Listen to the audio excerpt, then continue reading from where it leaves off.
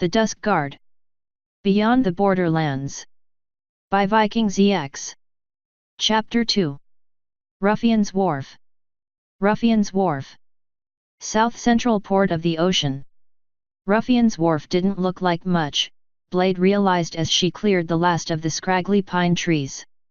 She'd been traveling through the forest for the last few days, and though it was nice to be free of its confining boughs, at first sight, the town didn't look much better.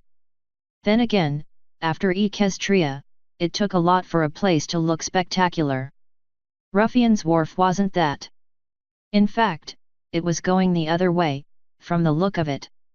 A spectacular dump. She frowned as she came to a stop near one of the last pine trees, taking a moment to sit and take the faint weight of her recently acquired saddlebags off of her haunches. So this is Ruffian's Wharf, she thought as she eyed the shoddy collection of buildings. What a hole! The town looked battered, beaten down, as if some giant had come along and pressed its mighty paw against each and every building, pressing them to one side or another until the town had the appearance of a fledgling's toy houses, built without regard to straight lines or edges. Then again, maybe they had been straight at one time, and the cold, icy wind that was stealing the breath from her beak had simply pressed the buildings to one side over time. Since leaving the tree line, the harsh wind had been biting into her, slicing through her feathers, sucking away what little warmth she'd had, and making her wish she'd thrown something better than the ragged scarf she was wearing onto her supplies back at the trading post. The long walk across the open expanse between her and Ruffian's Wharf was going to be chill indeed. Why'd they have to build it so far out on the point?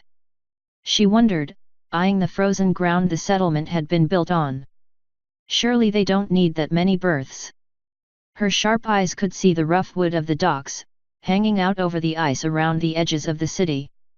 There were ice ships docked at several of them, their sails down as they hovered above the ice, tugging at their mooring lines. She shook her head as another gust of wind rippled across the open expanse, momentarily drowning out the monotonous, endless groan of the ice ocean itself. It was an even trade off. The grinding, gravelly undertone that had filled the air for the last 2 days of her trip was mercifully gone for a moment, but in its place a biting chill that made her eyes wander. No way I'm flying in this, she thought as the gust died down, a shiver running down her back as the chill faded and ending in a twitch of her tail. I'm hardy, but she shook her head, glancing down at her unprotected sides. Even as hardy as her Griffin heritage made her, she wasn't acclimatized to being this far north. She'd need some kind of covering if she was going to fly more than a short distance. Which meant she was walking. She gritted her teeth and stepped out around the scrub pine, holding tightly to her breath as the wind did its best to suck it away. She could feel her scarf tugging against her neck, the stray ends whipping back and forth above her wings, and for a moment she considered coming to a stop and tucking the ends home. But no, she decided. There was no reason to stop now. The sun was already low in the sky, the long dusk of the north already upon her, and she wanted to be well inside Ruffian's Wharf before the sun finished its traversal across the horizon. At least the road is clear, she thought as she trudged along the cold, gravel pathway that led up to the town. It was completely empty, all the way to the first few ragged buildings. But either everyone else is staying inside for the day, or this place isn't very lively.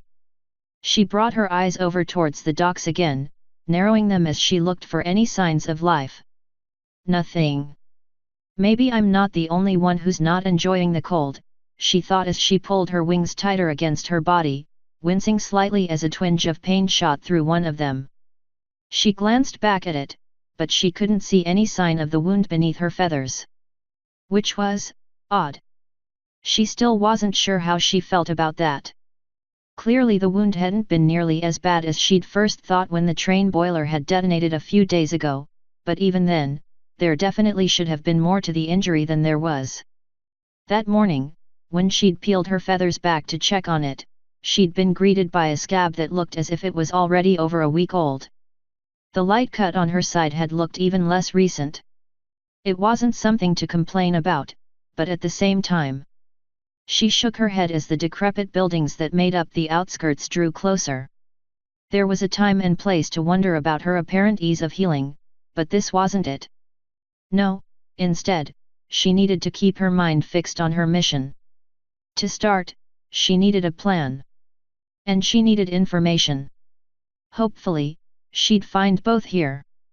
She passed by the first outskirt building, eyeing the faded and weathered qualities of the wood.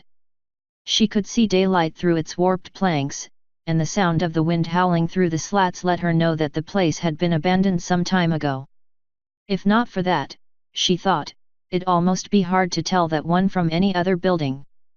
The faint, grinding crunch of the ice mixed with the crisp scratching of frozen gravel beneath her feet, echoed off of the wooden walls around her. It was almost like stepping over a line. There were the battered, lopsided, and spread out buildings that were outside the town proper, and then suddenly the buildings were clustered together, wall to wall around her, as if she'd just entered some foreboding, wooden maze. She paused for a moment, coming to a halt in the middle of the street and eyeing her surroundings. It was utilitarian didn't quite seem like the right word for it. Direct, maybe? Or perhaps purposeful suited them better. The wooden walls weren't even painted, the surrounding surfaces were made up of nothing but the constant grey and brown of old, weathered wood, with what looked like a mixture of spare rags and dirt wedged between the boards for insulation. All in all, so far it was looking like the perfect match to the desolate landscape around it. Who would want to live here?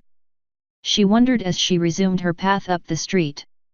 I feel depressed just looking at it. At least the buildings had taken the edge off of the wind, although there was still a stiff breeze echoing down the open street. She pulled her head up as she heard faint voices, one of them laughing. But it wasn't a jovial laugh. There was a hard edge to it. Dark, and mean. Ruffian's Wharf, she thought as the street ahead of her took on a more familiar feel. She stepped off to one side, her talons clacking as she moved onto a wooden boardwalk that seemed to be serving as a sidewalk. Up ahead a duo of earth ponies wandered out an alleyway between two buildings, one of them the source of the laughter, and she got her first good look at the residents of the town. They didn't look friendly, despite the chuckles that the larger of the pair was letting out. Both were wearing lightweight vests, one of which had a knife sheathed across the shoulder. The pair were ragged-looking and dirty, with roughly cut manes and stubble crisscrossing their jaws. The smaller of the pair had a wicked-looking scar running across his right foreleg, a twisting line of white that started above his hoof and terminated somewhere above the shoulder of his vest. The larger of the pair looked up, his laughter dying as his eyes locked with Blade's. A scowl moved across his expression, one mirrored by the smaller pony. "Lookin' for something, Feathers?" he asked, sneering. Not worth the effort, she thought even as she opened her beak. "Nah," she said, giving her ruff a quick shake. "Just passing through." "A newcomer, eh?" the smaller pony asked, the light blue coat around his eyes betraying the amount of grime on his face. "Going to go join your feathered friends out at the Crying Airy?" The name puzzled her for a moment before it clicked. Teardrop Airy, she thought, pulling the image of the map in her pack to the forefront of her mind. They're talking about the Teardrop Airy. No, they'd been goading her about it. Her eyes narrowed, and she lifted up one her talons, letting the light glint off of the shortened but still sharp tips. "Easy, miss," the larger pony said, eyes widening and his expression changing as he held up a hoof and waved it at her. "Abel here's just had a bit too much salt today." He let out a nervous laugh as he looked down at the other pony. "We both have. Don't know what I was thinking." "Right, Abel. Bunch of feathered, spineless, losers," Abel said, shaking his head and glaring at her. "They ain't welcome here, and neither are you." "Well," she thought as she watched the pony's companion quiver slightly, shaking his head. "I guess I won't be looking for a warm welcome here." Still, it wasn't worth starting a fight over such a weak insult. Even if the pony was lumping her in with her cousins out in Teardrop. "Just point me to the nearest bar," she said, keeping her voice steady. "One with rooms for rent. My business here is my own." The first pony seemed to recover a bit of his bravado at that, though he couldn't quite keep his ears from lying low as he jerked his head up the street. "Near the center of town, miss," he said. "Take a right at the intersection, and look for the place with the crowd. You won't miss it. Tall building." He said the last bit with a slight emphasis, as if that was somehow impressive. "Bunch of feathered cowards," Abel muttered, giving her an angry look. "Leaving us drifting without a sail, saving their own cowardly." "Shut your yap," the first pony said, shoving him. He gave Blade another apologetic look. "Like I said, miss. Too much salt." "Right." There wasn't much else she could say, but she rolled her eyes as she turned her gaze up the street. "Up this way?" "Yeah," he said, nodding. "Just go till you reach the intersection and then look to your right. You'll see it." "And, miss," he said, looking up and down the street as she began to move. "Watch yourself. Bloodhooves are in town, and they won't take kindly to a griffin, teardrop not." Then he turned and shoved his companion. "Come on, Abel. We'd best get back to the boat, get ready for the ice." "Yeah, fine," the smaller pony said, shooting one last glare in Blade's direction. "Feathered cowards." She ignored the barb as she resumed her trek down the street. "This is off to a glorious start," she thought as she moved deeper into the town. Apparently griffins aren't welcome here. That fact was news to her. Granted, she hadn't ever known much about the ocean, not past the failed expansion attempt one of the clans had made into it some 30 years earlier, but from what little she'd been able to read from the equestrian texts on the place before she'd fled Canterlot, the place didn't have a reputation for being quite so xenophobic. Or maybe it was just a pair of speciesist earth ponies. Then again, she was moving deeper into the town now, the grumble of the ice growing as she moved closer to the shore, and there were more signs of life and habitation now. Ponies sitting by doorways, walking on the streets, cutting in and out of small alleyways. And while none of them were moving out of their way to avoid her, she could see the slightly hostile glances they were giving her. Interesting. Was this the result of the bloodhooves that the first pony had mentioned? And who would they be anyway? Pirates? Marauders? A local gang? Up ahead the street seemed to terminate in some sort of square, a rounded, battered down open area with a simple signpost in the center. Several streets branched off of the intersection, and she slowed, letting herself take a good look down each of them. Most of them seemed to head straight for the docks, their ends terminating in open air and rough wooden planks that edged out over the grinding ice. There were more ponies down those streets, though not as many as she would have expected on a working day. Then another gust of wind tore through the town, the wooden sign rattling loudly above the groan of the ice, and one of the ponies raised a hoof and shook it at the sky. "Ah, that explains it, then," she thought as she watched the pony resume his plodding step forward, shaking his head. "It's the wind. It's got them locked in." She took a few steps forward, not leaving the planked walkway but moving closer to the edge, and gave the street one final look.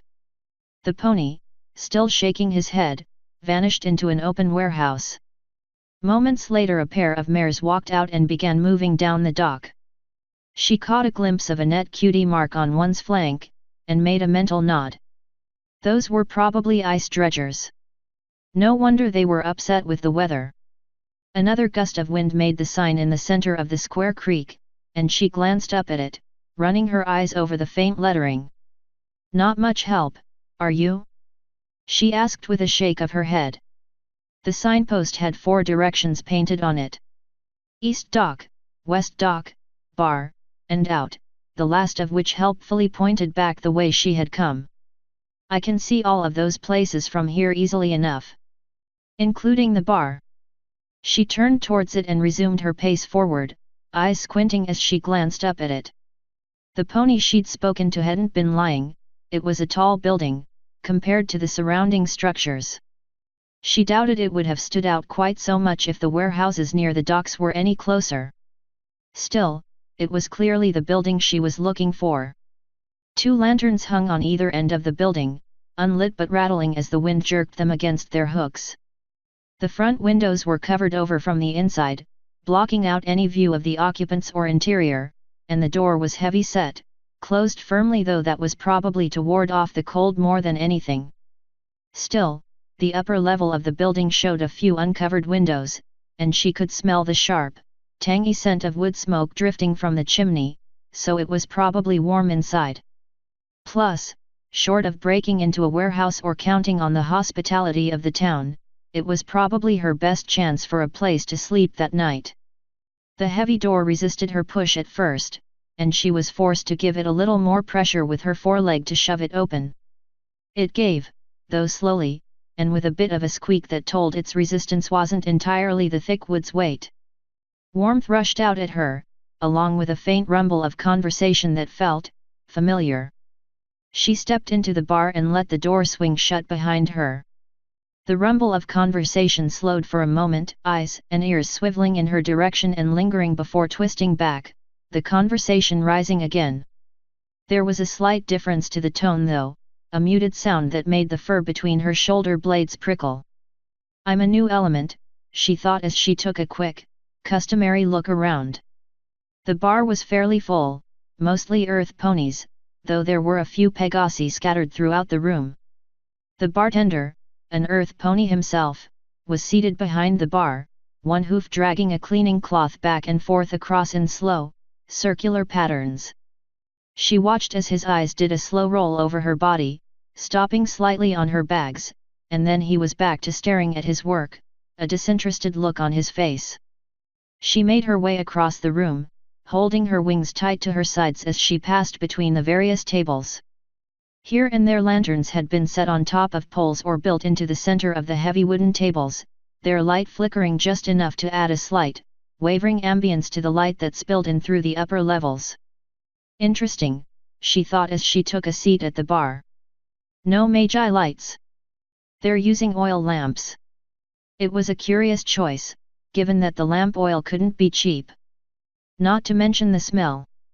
She pushed a heavy breath out of her nostrils, clearing the oily stink of the lamps from her beak, but only for a moment. Then it was back again, a stifling but constant odor. The bartender gave her a long, sideways glance as she sat down, the circular cleaning motions of his cloth slowing as he rolled his eyes over her once more. "Can I get you something?" he asked after a moment, his words slow and strung together, like he'd had too much of his own salt. Nearby, the door to the kitchen slammed open, a younger earth pony mare sliding out with a tray across her back. A table in the back full of a particularly rowdy group of patrons let out a cheer as the mare made her way across the floor towards them. "Yeah," Blade said, letting her eyes slide back to the bartender. "How much for a room?" "What currency?" the bartender asked, his hoof coming to complete stop, leaving the smudges and grease on his cleaning cloth clearly visible. "Bits." "Ah," the bartender said, the circular motions resuming once more as he turned his attention back to it. "Bits. For you, one night?" 26. Blade let out a scoff, the feathers of her ruff rising. 20, and that includes a meal." The bartender's motion slowed, and he looked back up at her again, his brown eyes narrowing. "For a griffin." He shook his head again, the creases in his coat showing that the dull yellow color probably would have been a bit lighter if he bathed more often. 25. She relaxed slightly. 22, and that includes the meal I'm about to order." The bartender closed one eye, squinting the other as if deep in thought. Then he grunted. "What'll you have?" "Meat," she said, lifting her wing and pulling her bit bag out of the secure pocket she'd stowed it in. "You have any?" "We might have some," the bartender said as she played the bit bag across her talons, the bits within clinking against one another. "It'll cost you an extra 2 bits, though." "Chicken or rabbit?" "Chicken," she said without thinking. One of the stallions at the rowdy table slapped the serving mare on the rump with his hoof as she passed, and the whole table erupted in jeering laughter. "I've had enough rabbit lately." especially the string-meat ones she'd caught in the forest on her way there. She reached into the bag and felt around with her talons, pulling out 2 10-bit pieces and a 5-bit piece. Also, I need some information. She slid the bits across the bar, the gold-covered metal slipping easily across the smooth polish, and the bartender's eyes moved down. She could see him counting the bits in his head and acknowledging the lone extra, and as she pulled her talons back his hoof swept the bits back under the counter in a practiced, rapid motion. "Let me get you your food," the bartender said, dropping from the bar and making his way towards the kitchen, leaving the rag on the counter. "Wait here. Like I'd go anywhere else now that I've paid," she thought as she watched the stallion disappear into the back. Though she felt like it after seeing how ill-kept the place was. "I'd better check the bedding for mites," she thought as she eyed the stairway up to the upper level. Between the clientele and that rag, cleanliness doesn't seem to be a high priority. Another bout of laughter rolled off of the rear table, one of the patrons slapping another across the back with her hoof. The serving mare was still there, trying to gather up the group's used silverware as they pushed and shoved at one another. Not much in the way of manners here, either, she thought as she turned her attention back to the space behind the bar. Then again, it's Ruffian's Wharf. They certainly seemed to be living up to the title. Which did explain the crossbow mounted behind where the bartender had been standing. She recognized the design, it was an old Skystrike model from the Empire. Easy to load, easy to fire even for a pony and easy to take care of, though this one looked a little worn. Most of the clans used them in one fashion or another, usually as part of their training curriculum, since the simple design and easy pull made it a dependable starting weapon. She'd fired her first when she was just 9. Must be a leftover from the clan expansion attempts, she thought as the kitchen door swung open once more. The wood looks like it's in good shape. I don't know about that string though. A hot, spicy scent filled her nostrils as the bartender slid a tray down the bar top at her. She caught it with one claw, the stew inside the wooden bowl slopping to one side but not out. A carved spoon clattered against the tray as the bartender tossed it down, and she nodded as she picked it up. "So," the bartender said as she lifted a steaming bite and clamped it between her beak, ignoring the almost scalding heat. "You want information?" She nodded and swallowed, her stomach letting out a faint growl of appreciation. "I'm looking for someone," she said, scooping up another spoonful of the stew and ignoring a potato that dropped back into the bowl. "Last I heard, he lives around here. Maybe even here in town," she added mentally, slurping down the spoonful. She could taste the chunks of chicken that had been added to the mix. It was stringy, and little overcooked, but it wasn't terrible. It was certainly better than nothing. "What are you looking for them for?" the bartender asked, his voice low. He reached down below the bar, his hoof coming back up wrapped around a thick, wooden cup, which he slid in her direction. The hoof dropped out of sight once more, this time rising with a pitcher of water. She paused as she became aware of the slight lull in the conversation around her. "Figures," she thought. "I spent too long in Equestria. Still, there wasn't any harm in anyone hearing. I'm looking to talk with them," she said, swallowing another spoonful of soup. "Nothing else?" The bartender leaned back, eyeing her through mostly closed lids. "And who is it you're looking for?" "Last I knew, he went by the name of Hein," Blade said as the bartender began to pour water into her cup. His eyebrows rose at her words, but he didn't make any comment. "You know him?" "I might," he said, nodding. "And you just want to talk to him?" "That's right," she said, nodding. "Just talk." There was a sudden burst of laughter from the nearby tables. "You're looking for that washed-up old moulter," someone called, chortling. "Have you tried at the bottom of a bottle?" "Maybe she wants to join him," a second voice added in. She felt her ruff rise as she pinpointed the direction of the comments. "The back table." "Of course. Focus."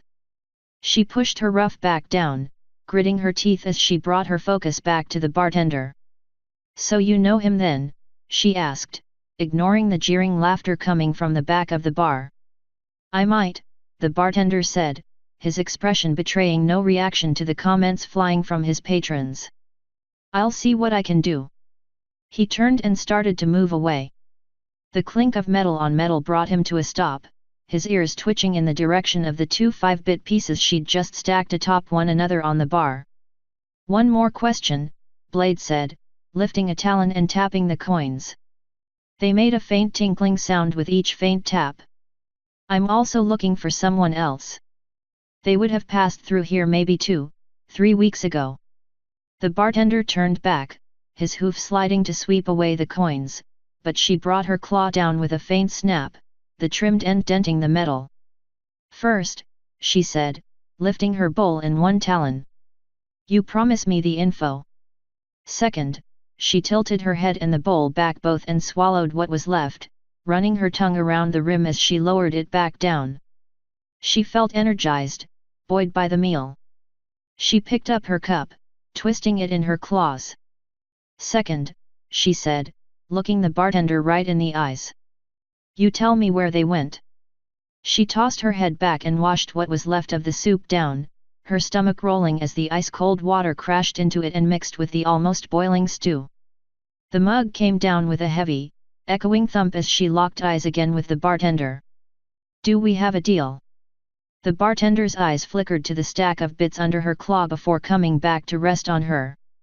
Then, slowly, he nodded, and she lifted her talon up, not bothering to take her eyes off of his as he swept the money away, depositing it somewhere behind the bar. "Deal," he said, though his voice seemed to catch slightly. "What do you want to know?" She smiled. "I'm looking for a unicorn," she said, leaning forward as the fur between her shoulder blades prickled. "Probably blue, or some shade thereof, with a cutie mark that looked like an eye." The bartender had taken a step back, his eyes wide as the silence of the room caught up with Blade. The entire bar had gone quiet.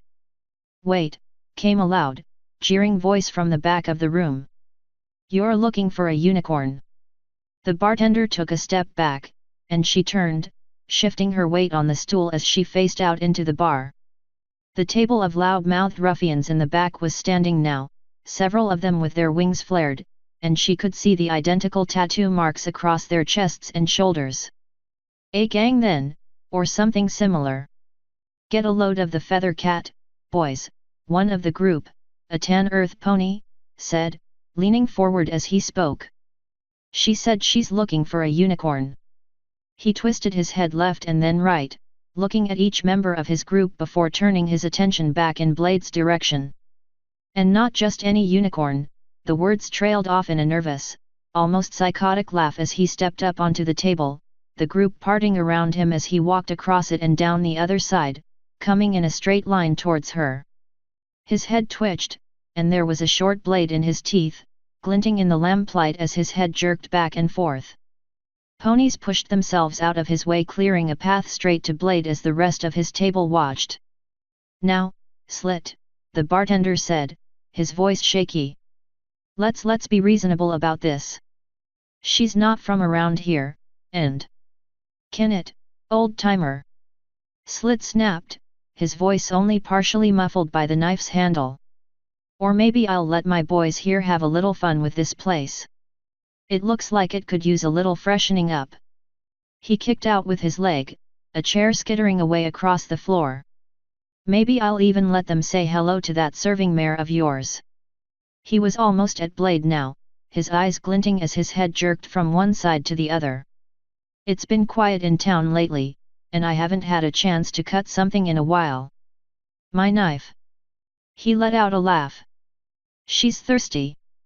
Ruffian's Wharf might have been putting it a little lightly, Blade thought as Slit came to a stop next to her, his breath hot as he reared up on his hind legs and brought the knife up next to the side of her head. "So, feathers," he said, a faint giggle rising from his throat. "What's it going to be? An eye? Or a wing?" She turned her head, fixing his eyes with her own. "Ruffian's Wharf, hi," she asked as she narrowed his eyes. I'm not impressed. Wing. Her wing snapped out from her side, catching Slit right in the throat. A wheezing, choking, gasp ripped free of his mouth as he stumbled back, his eyes wide, the knife falling towards the floor. She caught it with her talons as she leaned forward, wrapping her other foreleg around the back of the stallion's head and locking her wrist beneath his shoulder. Then she jerked herself back, pushing off with her back feet and bringing Slit's face down on the top of the bar with a heavy crack that echoed across the room. She uncoiled her arm and spun, bringing the stolen knife down and stabbing right through the stunned stallion's outstretched hoof. The hilt shook as the blade dug into the bar, and she stepped back as Slit let out a horrified, gurgling cry. She turned towards the rest of his table, which was staring at her in stunned silence. Anyone else? She asked, narrowing her eyes. For a moment the entire room seemed to hesitate, and then with a roar the entire table leapt at her, two of the members stumbling over themselves and crashing to the floor in their haste to get to her. She rose up on her hind legs, her wings outstretched as the group rushed towards her. Then, just as the first was about to arrive, she lashed out, her claws slamming into one of the raised lanterns and sending it crashing into the foremost stallion. He screamed as the glass shattered, scalding hot lamp oil splashing over him and then erupting in flame. He bolted for the door, crashing through it without even bothering to open it. The pony behind him didn't even spare a glance in his direction. She leapt at Blade, her wings spread wide as she brought her hooves up in a rudimentary offensive gesture, and then threw a punch aimed at her beak. Amateur, Blade thought as she wrapped her own talons around the mare's oncoming hoof and tugged, stepping aside as the mare overbalanced and crashed into the bar, her head ringing out with a thump not unlike that Slit's had made. Blade turned away from the already limp body and brought her talons up just in time to meet the next attack, parrying the blow with claws that should have left bloody tracks across the stallion's foreleg, but instead slid harmlessly across his coat as the trimmed, dulled ends refused to bite. She settled for bringing her other limb up, cracking her elbow across the stallion's muzzle and grinning as she felt the crunch of bone breaking. The pony let out an outraged cry as she shoved him back, blood gushing from his mangled nose. Two more rushed at her, one of them wielding a large club with what looked like bits of ragged metal embedded in it, and she took to the air, flapping her wings and lifting off. The first pony skidded to a halt, his eyes burning with rage, while the one armed with the club followed her upwards, beating her own wings as she rose to meet Blade in the air. Really, she couldn't resist calling as the mare let out a scream and snapped her wings back, launching herself at Blade. You know why Griffin legions don't use clubs. She shifted her body to the side, darting out of the way as the Pegasus mare whiffed her swing with the club and went into a roll. Because the weight makes us do that, Blade finished, kicking the rolling mare in the back with her rear legs and throwing her roll into an out-of-control tumble that slammed into the upper balcony. Idiot! Something slammed into her back and she twisted as the sudden weight forced her down, coming eye to eye with another earth pony. From the look of things, she'd jumped from the balcony stairs to land on her back. Well, she'll bring me down, Blade thought as the mare locked her forelegs around her shoulders. But has anyone ever done this to you? She tucked her shoulder down, rolling with the momentum of the mare's blow, and they crashed down on top of one of the tables, the mare's breath rushing out of her with a whoosh of air as Blade's full weight came down atop her. Nope. Move. She rolled off the table, its patrons scattering away from her as the remaining three members of the group came at her in a classic pincer movement, utensils and impromptu weapons held in their hooves and mouths. No thanks, she thought as she sidestepped a hasty swing and darted back. It didn't work for the guard, and it definitely she darted forward, catching the leftmost stallion off balance and stepping inside his range with a classic fury stance. Won't work. 4. Her talons and forelegs were a blur as she snapped them in and out, pulling every bit of speed possible out of her limbs and sending the stallion staggering back, his eyes dazed and looking in opposite directions. You!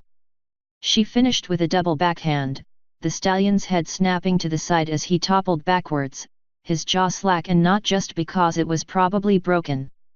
She stepped to one side, snapping her wings forward and backing her up against the bar as the last two ponies rushed in, their weapons raised high.